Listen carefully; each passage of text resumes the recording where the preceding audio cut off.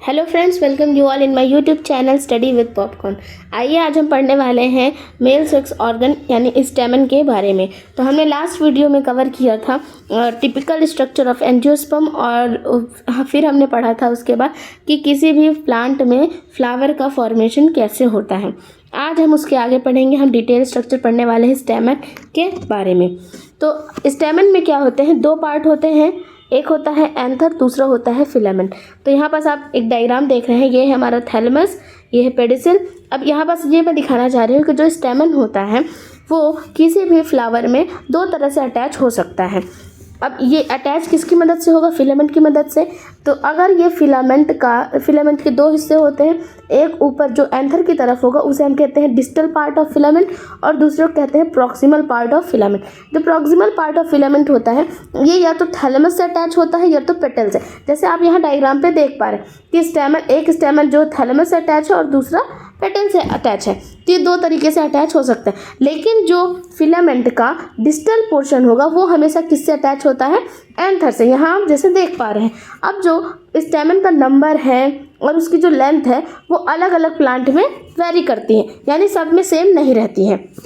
अगर हमें detail structure of anther पढ़ना है तो हमें क्या करना होगा, हमें एक एंथर का टीएस करना पड़ेगा, यानी ट्रांसवर्स सेक्शन करना होगा। अब हम टीएस ही क्यों करते हैं, क्योंकि टीएस से हम एंथर की बेस्ट स्टडी कर पाते हैं। जो हमारा एंथर है ये एक बाइलोब्ड स्ट्रक्चर है और टेट्रागोनल है। टेट्रागोनल यानी इसको हम काटेंगे तो इसके हमें 4 साइड्स नजर आएंगे, जैसे कि आप ये टीएस में आप देख पा रहे हैं। ये ट्रांसवर्स सेक्शन ऑफ एंथर में आप यहाँ पास देख पा रहे हैं कि ये कैसा दिख रहा है, हमें टेट्रागोनल सा दिख रहा है। अब बाइलोब्ड क्यों कहते हैं, क्योंकि किसी भी एंथर में हमें 2 लोब दिखते हैं। मैंने ये चीज़ आपको पिछले वीडियो में बताई थी, यहाँ पास मैंने लिखा 1 लोब और ये दूसरा 2nd लोब। तो जब हम किसी भी एंथर का टीएस करेंगे तो हमें क्या देखने को मिलेगा, हमें देखने को इसकी जो आउटर कवरिंग होगी इसे हम कहते हैं थीका। और ये जो हर लोब होगा, ईच लोब में हमें ये अंदर जो छोटे छोटे गोल गोल से स्ट्रक्चर दिख रहे हैं, सर्कुलर स्ट्रक्चर, इन्हें हम कहते हैं माइक्रोस्पोरेंजिया।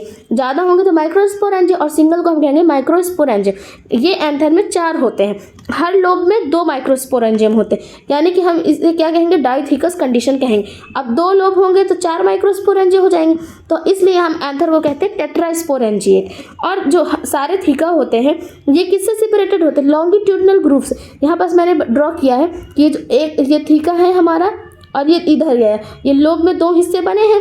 यहाँ पास जो ये हिस्सा दिख रहा है, यहाँ पास आपको इम्पिटेड से अंदर से की तरफ दिख रहा है, इसी को हम कहते हैं लॉन्गिट्यूडनल ग्रुप। और ये डेहिसेंस ऑफ एंथर में भी हेल्पफुल होता है।